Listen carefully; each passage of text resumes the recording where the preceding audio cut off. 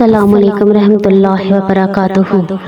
آپ سرکار صلی اللہ علیہ وآلہ وسلم روز اپنے کوچے سے باہر اللہ کی پیاری باتیں کرتے تھے۔ ایک دن ایک یہودی کا بچہ وہاں سے گزرا۔ اس نے آپ سرکار صلی اللہ علیہ وآلہ وسلم کو دیکھا اور دیکھتا ہی رہ گیا۔ دوسرے دن اسے پھر بے چینی ہوئی اور پھر وہ روز آپ سرکار صلی اللہ علیہ وآلہ وسلم کا دیدار کرنے آنے لگا۔ کسی نے یہودی کے والد کو جا کے بتایا کہ تیرا بچہ روز وہاں جاتا ہے، تو یہودی کو بہت غصہ آیا، تو اس نے اپنے بچے کو قید کر دیا۔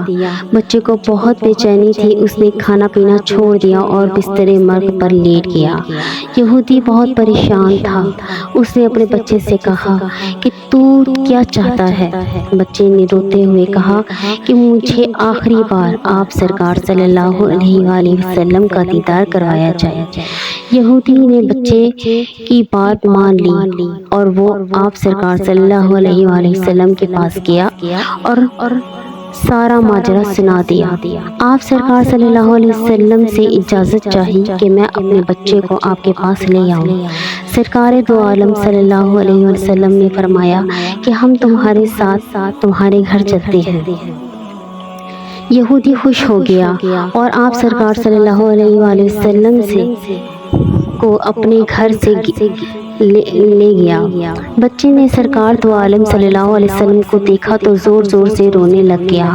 آپ صلی اللہ علیہ وسلم نے بچے کو پیار کیا اور فرمایا کیا چاہتے ہو بیٹا؟